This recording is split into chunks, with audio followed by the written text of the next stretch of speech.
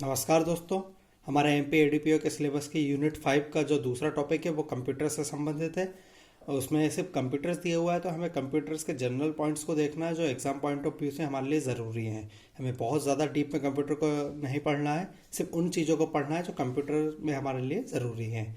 कुछ बच्चों को जो समस्या आती है कि वीडियो क्वालिटी अच्छी नहीं है, तो हमारे लिंक में पीडीएफ का सोर्स डाला रहता है। आप पीडीएफ डाउनलोड कर लीजिए, पहले पीडीएफ को देख लीजिए, पीडीएफ के साथ साथ आप इस वीडियो को कंटिन्यू कर सकते हैं।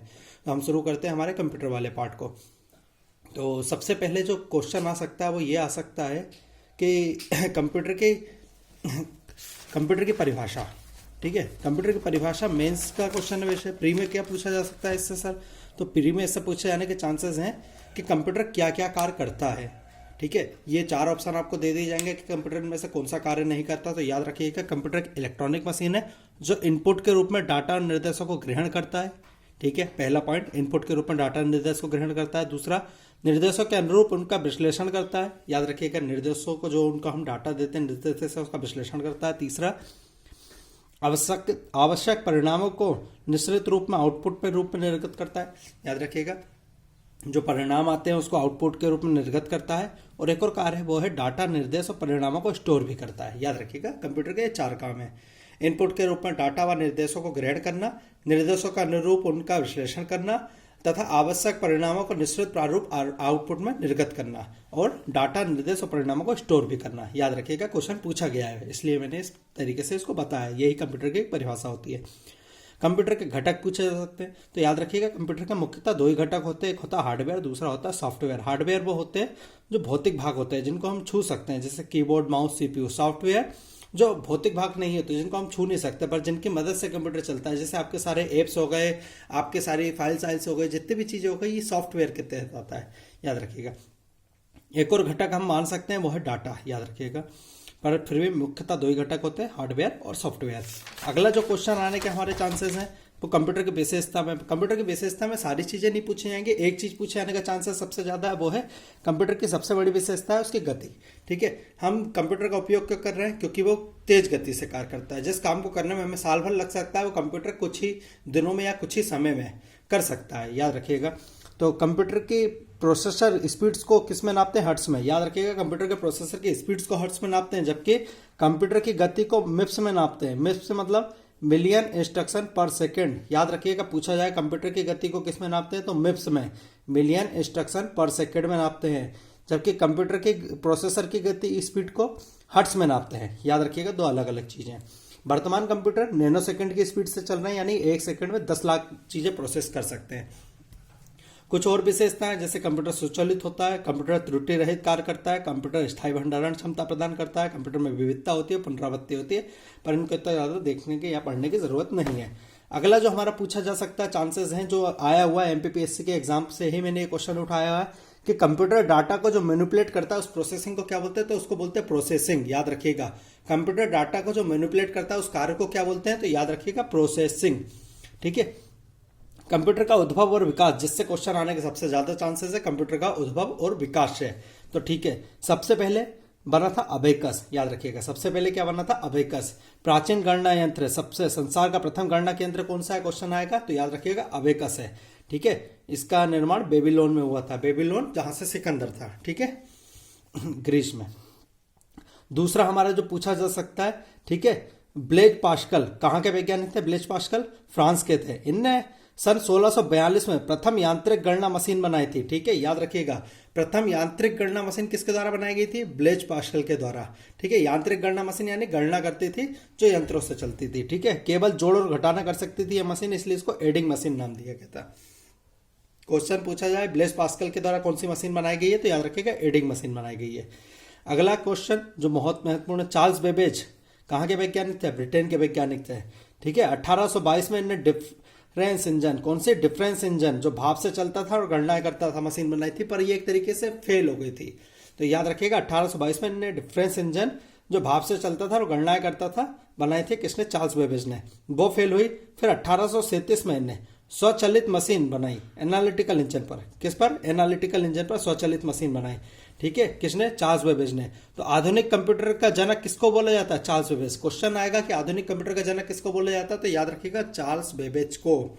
ठीक है, 1842 में लेडी अगस्ता ने क्या बनाया था? लेडी अगस्टा ने प्रथम प्रोग्राम बनाया था। तो क्वेश्चन आ सकता है प्रथम प्रोग्रामर कौन थी? तो लेडी अगस्टा, याद रखिएगा कौन थी? Lady Agusta. ठीक है।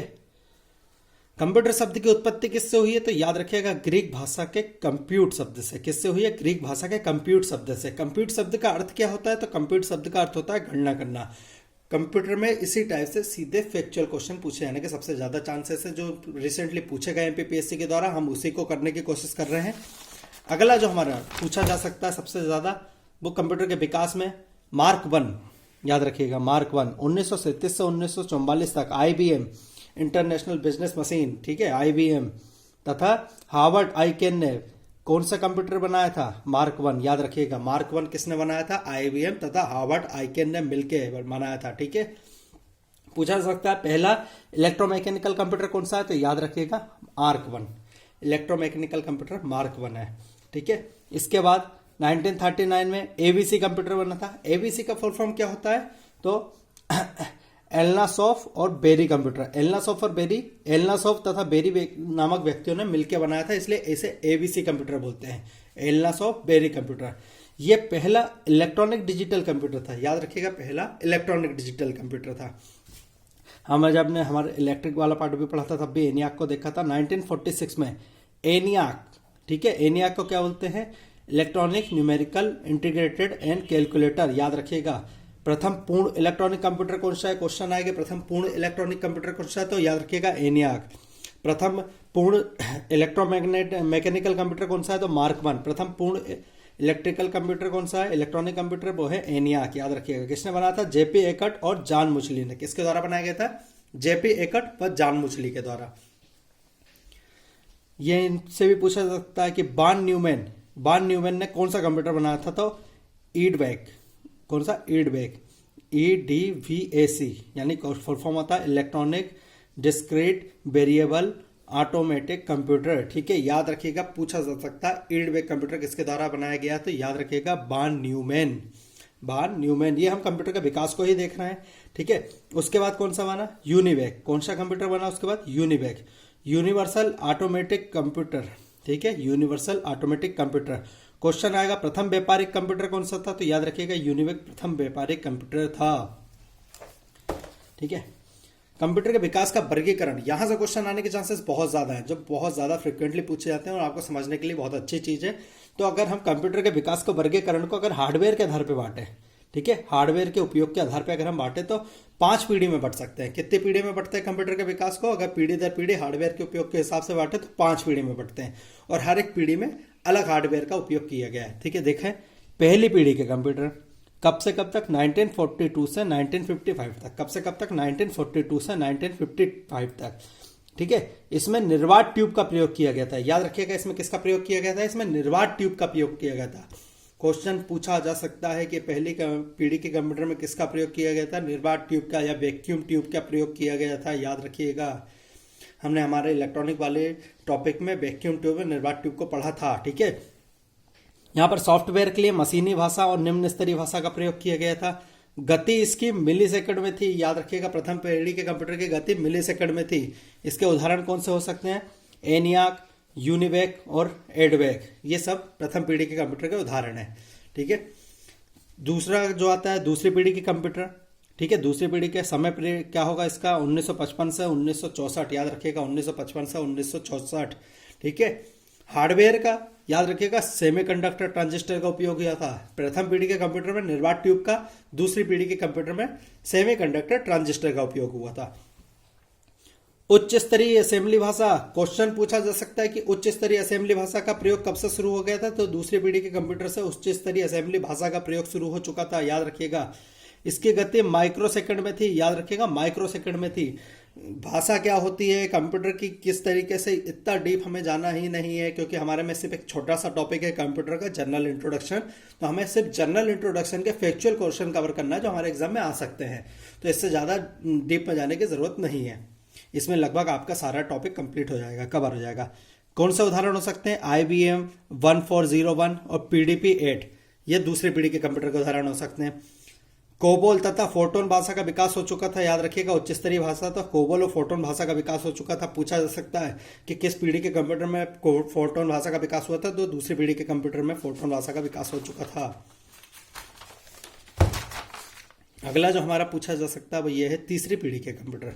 कौन सा? तीसरी पीढ़ी के कंप्यूटर। समय काल क्या होगा इसका? 1965 से 1975। तीसरी पीढ़ी के कंप्यूटर का समय काल क्या होगा?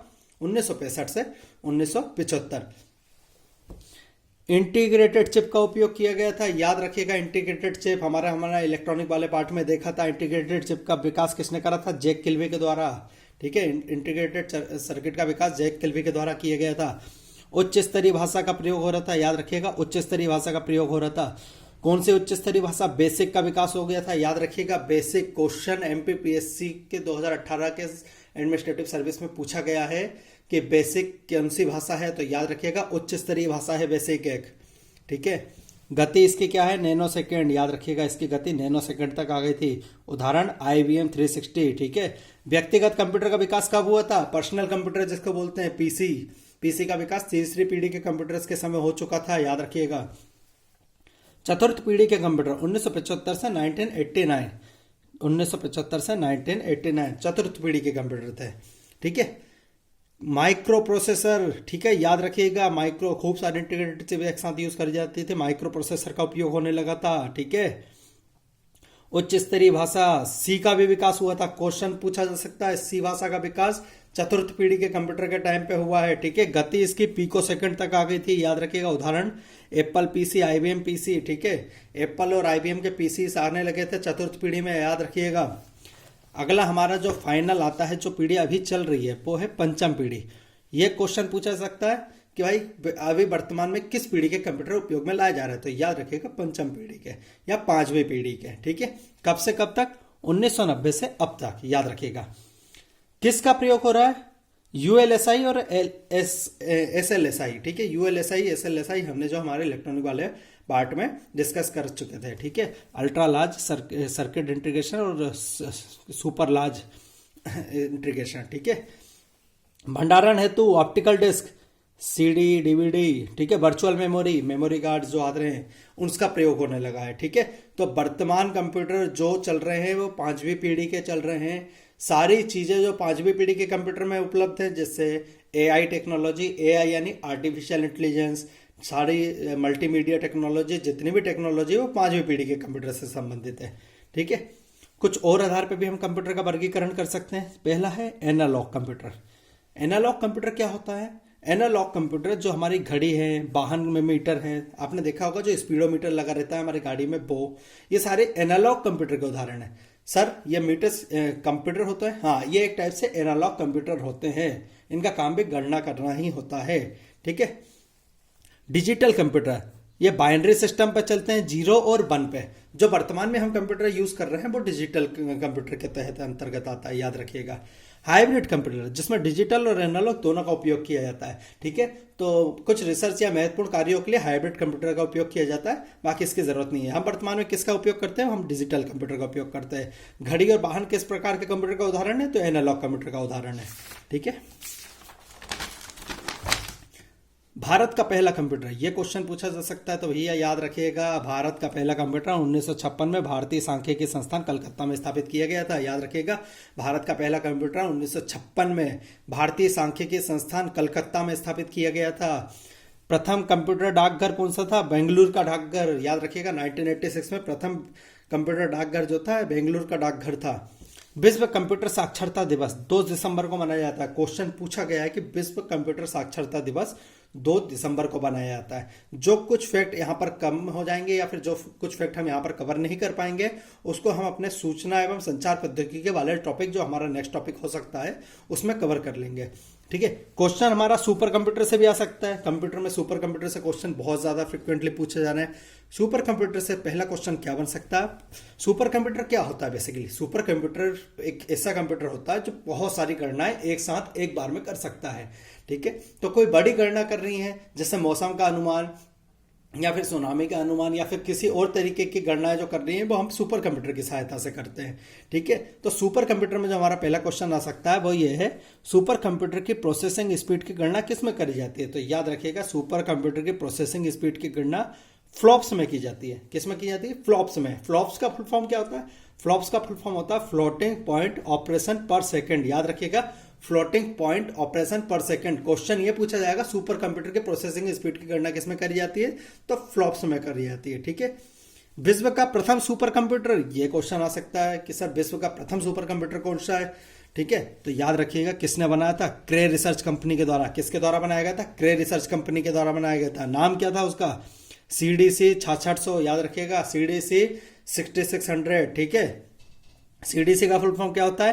Control data corporation 6600। याद रखिएगा, सुपर कंप्यूटर का जन्मदाता किसको बोला जाता है? सेमर क्रे, जिनकी क्रे कंपनी थी। याद रखिएगा, सुपर कंप्यूटर का जन्मदाता सेमर क्रे को कहा जाता है। ठीक है, दूसरा जो सुपर कंप्यूटर था वो था क्रे फर्स्ट। ठीक है, जो CDC 6600 था वो एक तरीके से फेल हो चुका था, इसलिए जो दूसरा सुपर कंप्यूटर बनाया गया था जो सफल रहा है वो था क्रे फर्स्ट। याद रखिएगा, कंफ्यूज मत होइएगा। CDC 6600 दिया जाएगा तो CDC 6600 ही ऑप्शन में होगा और सही होगा। पर अगर CDC 6600 नहीं दिया जाता और पूछा जाता है कि विश्व का प्रथम कंप्यूटर सुपर कंप्यूटर कौन सा है, तो वो था क्रे फर्स्ट। क्यों? क्योंकि CDC 6600 एक तरीके से फेल हो चुका था। ठीक है, ये क्वेश्चन भी पूछा जाता है क्योंकि बहुत बार इसमें, यानी ये करंट अफेयर का एक क्वेश्चन हो सकता है कि वर्तमान सबसे तेज सुपर कंप्यूटर कौन सा है? तो याद रखिएगा, फुगाकू। कौन सा है? फुगाकू। किस देश का है? जापान का। याद रखिएगा, इससे पहले कौन सा था? तो समिट अमेरिका का। याद रखिएगा, इससे पहले समिट अमेरिका का था। वर्तमान में सबसे तेज सुपर कंप्यूटर फुगाकू, वो जापान का है। सर सुपर कंप्यूटर में भारत से भी क्वेश्चन आएंगे? जी बिल्कुल, भारत से क्वेश्चन पूछे गए हैं, MPPSC ने पूछा है। ठीक है, तो किस टाइप के क्वेश्चन आने के चांसेस हैं? तो पूछा गया है भारत का पहला सुपर कंप्यूटर कौन सा था? ठीक है, याद रखिएगा, स्वविकसित की बात कर रहे हैं, जिसको विकास भारत ने स्वयं करा था, खुद के दम पे करा था। तो वो जो था परम 8000। कौन सा था? परम 8000। किसके द्वारा बनाया गया था? सीडेक कंपनी। सीडेक कंपनी कहां पर है? पुणे में। ये भी क्वेश्चन पूछा जा सकता है कि परम सीरीज के कंप्यूटर किसके द्वारा बनाए जाते हैं? तो याद रखिएगा, सीडेक के द्वारा बनाए जाते हैं। सीडेक का फुल फॉर्म क्या होता है सर? तो central for development of advance computing. क्या होता है सीडेक का full form? Central for development of advance computing. ठीक है, कौन थे जब ये परम 8000 बना था? इसके निदेशक थे विजय भाटकर। तो भारत में सुपर कंप्यूटर का जनक किसे बोला जाता है? विजय भाटकर। MPPSC के 2018 के एग्जाम में पूछा गया यह क्वेश्चन। ठीक है, भारत का सबसे तेज सुपर कंप्यूटर कौन सा हो सकता है? तो याद रखिएगा, प्रत्यूषा। कौन सा है? प्रत्यूषा। कहां पर है ये? Indian Institute of Tropical Meteorology. ठीक है, कहां पर है? Indian Institute of Tropical Meteorology, Pune. और एक और है मिहिर, वो कहां पर है? National Centre for Medium Range Weather. कहां पर? National Centre for Medium Range Weather, Noida. याद रखिएगा, भारत के सबसे तेज सुपर कंप्यूटर प्रत्यूषा और मिहिर, ये दोनों। ठीक है, अनुपम सीरीज के कंप्यूटर किसके द्वारा बनाए जाते हैं? बार्क के द्वारा। बार्क का फुल फॉर्म क्या होता है? Bhama atomic research centre. कहां पर है? मुंबई, महाराष्ट्र में। ठीक है, याद रखिएगा, बार्क यानी Bhabha atomic research centre, Mumbai, Maharashtra. Trombay भी बोलते हैं, ट्राम्बे महाराष्ट्र या मुंबई महाराष्ट्र बोल सकते हैं हम, क्योंकि ट्राम्बे मुंबई के पास ही एक जगह है। ठीक है, पेस सीरीज के सुपर कंप्यूटर का निर्माण किसके द्वारा करा जाता है? तो पेस का फुल फॉर्म होता है processor for aerodynamic computing and evolution. इसका निर्माण अनुराग के द्वारा करा जाता है। अनुराग कोई व्यक्ति नहीं, अनुराग एक संस्था है। अनुराग का फुल फॉर्म होता है advance numerical research and analytical group. ठीक है, याद रखिएगा। भारत का प्रथम सुपर कंप्यूटर, सर अभी आपने बोला भारत का प्रथम सुपर कंप्यूटर तो परम 8000 था। नहीं, भारत का प्रथम स्वविकसित सुपर कंप्यूटर परम 8000 था। बट उससे पहले भी हम सुपर कंप्यूटर का प्रयोग कर रहे थे, तो भारत का प्रथम सुपर कंप्यूटर जो था फ्लो सॉल्वर था। ये हमारा स्वविकसित है। बाकी भारत का प्रथम सुपर कंप्यूटर फ्लो सॉल्वर है, नेशनल एरोनॉटिक लैब में इसका विकास किया गया था बेंगलोर में। पर यह हमारे द्वारा विकसित नहीं था, इसके लिए हमने दूसरे देशों से सहायता ली थी। और भारत का स्वविकसित प्रथम सुपर कंप्यूटर परम 8000 था, याद रखिएगा। तो मैंने कोशिश करी है कि हम कंप्यूटर के ज़्यादातर टॉपिक्स और ज़्यादातर फैक्ट जो है वो कवर कर सकें। इसके बाद जो हमारा सूचना और संचार प्रौद्योगिकी है उसमें भी कंप्यूटर्स और इंटरनेट इसी से संबंधित ज़्यादातर चीज़ों को हमें कंप्लीट करना है। तो आप PDF डाउनलोड कर लीजिएगा, वहाँ से आपको ये कंप्यूटर के नोट्स मिल जाएंगे। आप इस वीडियो को देखिएगा। और हम कोशिश कर रहे हैं कि बहुत जल्द सिविल जज की क्लासेस भी आपको उपलब्ध करा दी जाए। कई बच्चों की डिमांड आ रही है कि सर सिविल जज की क्लासेस हमें लेने में दिक्कत आ रही है, सिविल जज की क्लासेस के बहुत चार्ज लग रहे हैं। तो कोशिश करते हैं कि हम जैसा भी होगा आगे चल के हम सिविल जज की क्लासेस भी इसी यूट्यूब चैनल के माध्यम से आपको फ्री में प्रोवाइड करा देंगे। धन्यवाद।